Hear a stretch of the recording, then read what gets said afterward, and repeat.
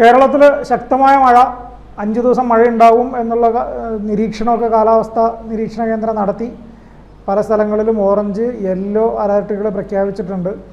പൊതുവെ സ്കൂളുകളൊക്കെ ഇന്നലെ അടച്ചിട്ടുണ്ട് എന്നാണ് തോന്നുന്നത്. അതുകൊണ്ട് കുട്ടികൾക്ക് ഈ അവധി എന്നുള്ളൊരു വിഷയത്തെക്കുറിച്ച് വലിയ ചർച്ചയൊന്നും ഉണ്ടാകുന്നില്ല. പക്ഷേ നമ്മുടെ ഓണം വെള്ളത്തിലാവാനുള്ള സാധ്യത കാണുന്നുണ്ടോ?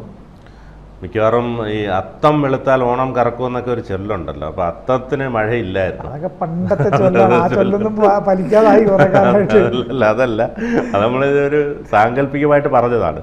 അപ്പോൾ ഈ പറഞ്ഞ പോലെ മഹാബലി എന്നൊക്കെ പറയുന്നത് ഈ പറഞ്ഞ പോലെ വാമനന് മുന്നിൽ 3 അടി കൊടുത്തു. അപ്പം അതിന് അവസാനം പാതാളത്തിലേക്ക് പോയി, 3ാമത്തെ അടിക്കായിട്ട് പാതാളത്തിലേക്ക് പോയെന്നാണല്ലോ സങ്കല്പം.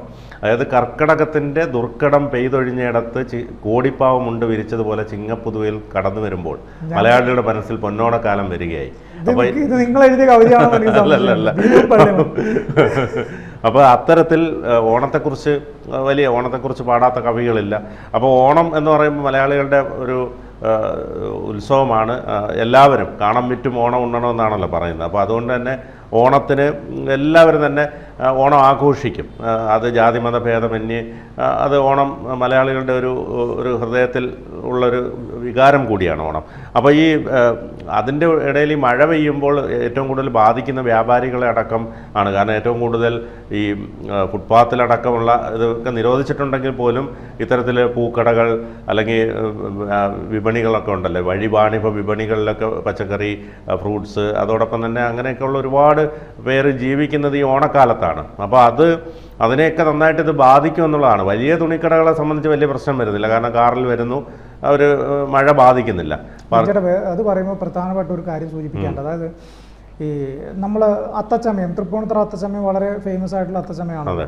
അപ്പോൾ ഈ അത്തച്ചമയവുമായി ബന്ധപ്പെട്ടിട്ട് ഒരുപാട് ആളുകൾ ഈ കച്ചവട സാധ്യതകൾ കണക്കിലെടുത്തിട്ട് ഈ തൃപ്പൂണിത്തുറ ടൗണിൻ്റെ പല ഭാഗങ്ങളും റോഡ് സൈഡിൽ കച്ചവടം നടത്തുന്ന ആളുകളുണ്ട്. അതിൽ പ്രധാനമായിട്ട് നമുക്ക് ഈ പൂക്കച്ചവടക്കാരെ കുറിച്ച് പറയാതിരിക്കാൻ പറ്റില്ല. അപ്പോൾ പൂക്കച്ചവടക്കാർ പ്രധാനമായിട്ട് ഈ റോഡ് സൈഡിലാണ് അവർ കച്ചവടം നടത്തുന്നത്. പക്ഷേ ഈ റോഡ് സൈഡിലാണ് കച്ചവടമെങ്കിലും ഈ തൃപ്പൂണിത്തുറ മുനിസിപ്പാലിറ്റി അവരുടെ ഇന്നൊരു തുക ഈടാക്കുന്നുണ്ട്. പക്ഷേ ഇത്തവണ ഈ വർഷം ഈടാക്കിയ തുക അതിഭീമമാണ് എന്നുള്ളൊരു പരാതി പറയുന്നുണ്ട്. വലിയ തുക അവർ ചോദിച്ചു എന്നുള്ളതും ആ ചോദിച്ചതിൻ്റെ അടിസ്ഥാനത്തിൽ ഈ റോഡ് സൈഡിലെ കച്ചവടം ഒഴിവാക്കിയിട്ട് പല ആളുകളും എന്ത് വെച്ച് കഴിഞ്ഞാൽ തൊട്ട് പുറകിലുള്ള കടകളുണ്ടല്ലോ, ആ കടക്കാരുമായിട്ട് സംസാരിച്ചിട്ട് വാടകയുടെ കാര്യത്തിൽ കുറച്ച് അഡ്ജസ്റ്റ് ചെയ്തിട്ട് അവർ കടയുടെ മുന്നിലുള്ള ആ കുറച്ച് പോർഷൻ പൂ വിൽക്കാൻ വേണ്ടി. ഇനി വേറെ പ്രശ്നം എന്താണെന്ന് വെച്ച് കഴിഞ്ഞാൽ ഈ മഴ ഇങ്ങനെ പെയ്യുന്ന ഘട്ടത്തിൽ നമുക്ക് തുണി തുണി വിൽപ്പന നടന്നില്ലെങ്കിൽ തുണി എടുത്തു വെച്ചാൽ മതി, ചീത്തയായി പോവില്ല. ഈ തമിഴ്നാട്ടിൽ നിന്നൊക്കെ കൊണ്ടുവന്നിരിക്കുന്ന ഈ പൂവ് മഴ നനഞ്ഞിട്ട് അത് ചീത്തയാവുന്ന കാണുമ്പോൾ നമുക്കുൾപ്പെടെ അത് കാണുമ്പോൾ സങ്കടം വരും. അവർക്കൊന്നും ചെയ്യാനില്ല. അവർ വലിയ പൈസയ്ക്ക് പൂവ് കൊണ്ടുവരുന്നു, ഭീമമായ തുക മുനിസിപ്പാലിറ്റി വാങ്ങിക്കുന്നു വാടക ഇനത്തിൽ. ഈ പൂ വാങ്ങിക്കാൻ ആളില്ല. അപ്പോൾ ഈ മുനിസിപ്പാലിറ്റി ഇതേപോലെ ഭീമമായ തുക വാങ്ങിക്കുന്നു, പൂ വാങ്ങാൻ ആളില്ല. കാരണം ആളില്ല എന്ന് പറഞ്ഞാൽ ഈ പൂ വാങ്ങിച്ചിട്ട് ഇവർ ഇത് എവിടെ കൊണ്ടിടും? ഇടാൻ സ്ഥലം വേണ്ടേ? അപ്പോൾ അതില്ല. അപ്പോൾ അങ്ങനെയുള്ള വിഷയങ്ങളൊക്കെ ഉള്ളത് കൊണ്ട് വലിയ ഭീമമായ നഷ്ടത്തിൽ പോകുന്ന ഒരു കച്ചവടമാണ് ഇപ്പോഴത്തെ പൂക്കച്ചവടം എന്ന് നമുക്ക് പറയാതിരിക്കാൻ പറ്റില്ല. ഇനി സംഭവിക്കാന്ന് വെച്ച് കഴിഞ്ഞാൽ ഇവർക്ക് ഈ വരുന്ന നഷ്ടം, ഇവർക്ക് സാധാരണക്കാരുടെ അടുത്ത് നിന്ന് പൂ വിറ്റിട്ട് തന്നെ അവർക്ക് വാങ്ങിക്കണമല്ലോ. അപ്പോൾ പൂവിന് വില കൂടും. അപ്പോൾ നമ്മുടെ ഓണം ഇപ്പോൾ വലിയ പൂക്കളൊക്കെ ഇട്ടിട്ട് ആഘോഷിക്കാൻ പോകുന്ന ആളുകൾക്ക് വലിയ തുക ഈ പൂ വാങ്ങിക്കാൻ വേണ്ടി ചിലവാകും എന്നുള്ളതാണ് മഴ കൊണ്ട് ഇപ്പോൾ വന്നിരിക്കുന്ന വലിയൊരു പ്രതിസന്ധി. തീർച്ചയായിട്ടും.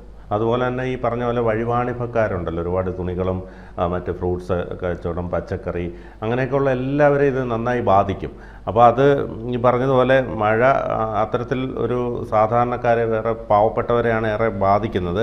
അപ്പോൾ ഇന്ന് മഴ ശക്തമാകുമെന്നുള്ള മുന്നറിയിപ്പ് വന്നിട്ടുണ്ട്. വടക്കൻ കേരളത്തിലെ ജില്ലകളിൽ കനത്ത മഴയ്ക്ക് സാധ്യതയുണ്ടെന്നാണ് മുന്നറിയിപ്പ്.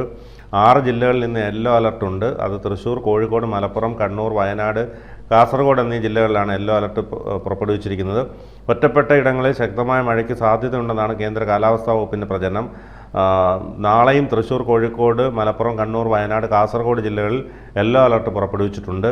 ശനിയാഴ്ചയോടെ മഴയുടെ ശക്തി കുറയുമെന്ന് പ്രവചനമുണ്ട്. മണിക്കൂറിൽ 40 മുതൽ 65 കിലോമീറ്റർ വരെ വേഗതയിൽ കാറ്റ് വീശാൻ സാധ്യതയുണ്ടെന്നും മുന്നറിയിപ്പുണ്ട്. മധ്യ പടിഞ്ഞാറൻ അറബിക്കടൽ, അതിനോട് ചേർന്ന് തെക്ക് പടിഞ്ഞാറൻ മധ്യകിഴക്കൻ അറബിക്കടൽ എന്നിവിടങ്ങളിൽ മണിക്കൂറിൽ 45 മുതൽ 55 കിലോമീറ്റർ വരെയും ചില അവസരങ്ങളിൽ 65 കിലോമീറ്റർ വരെയും വേഗതയിൽ ശക്തമായ കാറ്റിനും സാധ്യതയുണ്ട്. തെക്കു പടിഞ്ഞാറൻ ബംഗാൾ ഉൾക്കടൽ, അതിനോട് ചേർന്ന് തെക്ക് കിഴക്കൻ ബംഗാൾ ഉൾക്കടൽ എന്നിവിടങ്ങളിൽ മണിക്കൂറിൽ 40 മുതൽ 50 കിലോമീറ്റർ വരെയും ചില അവസരങ്ങളിൽ 60 കിലോമീറ്റർ വരെയും വേഗതയിൽ ശക്തമായ കാറ്റിനും മോശം കാലാവസ്ഥയ്ക്കും സാധ്യതയുണ്ടെന്നാണ് മത്സ്യത്തൊഴിലാളികൾ മുന്നറിയിപ്പ് നൽകുന്നത്. അപ്പോൾ എല്ലാവിധത്തിലും മഴ നന്നായി ബാധിക്കുമെന്നുള്ളതാണ് യാഥാർത്ഥ്യം. മറ്റൊന്ന് ഈ പറഞ്ഞതുപോലെ ഈ കൃഷി ഇനങ്ങൾക്കൊക്കെ നല്ലതാണ് മഴ. കാരണം കനത്ത ചൂടിനെ തുടർന്ന് വാടിക്കൊണ്ടിരിക്കുന്ന കൃഷി ചെയ്യുന്ന ആളുകൾക്ക് ഓവർ മഴയല്ല ഉദ്ദേശിച്ചത്, ഇത്തരത്തിലുള്ള മഴകൾ അവർക്ക് ഈ പറഞ്ഞതുപോലെ ജലസേചനം ചെയ്യുന്നതിന് അങ്ങനെയുള്ള ബുദ്ധിമുട്ടുകൾ ഒഴിവായി കിട്ടും എന്നുള്ളത് മാത്രമാണ് ഇതിലെ ഒരു പ്രത്യേകത. അതായത് ഇനി വരാൻ പോകുന്ന പല വിളകളുമുണ്ടല്ലോ, ഇപ്പോൾ കൈതച്ചക്ക അല്ലെങ്കിൽ വാഴപ്പഴങ്ങൾ, വാഴ, മരച്ചീനി തുടങ്ങിയ അങ്ങനെയുള്ള വസ്തുക്കൾക്ക്, അങ്ങനെയുള്ള കൃഷി ഉൽപ്പന്നങ്ങൾക്ക് മഴ ഒരു പരിധിവരെ ഗുണം ചെയ്യുമെന്നുള്ളതാണ്. അതേസമയം റബ്ബർ കർഷകരെ സംബന്ധിച്ചിടത്തോളം റബ്ബർ ഷീറ്റ്, അതായത് ഇത് ഇട്ടിട്ടില്ലാത്ത റബ്ബർ വെട്ടാൻ പറ്റില്ല, അല്ലെങ്കിൽ ഷെയ്ഡ് ഇട്ടിട്ടുള്ളവർക്ക് മാത്രമേ പറ്റൂ.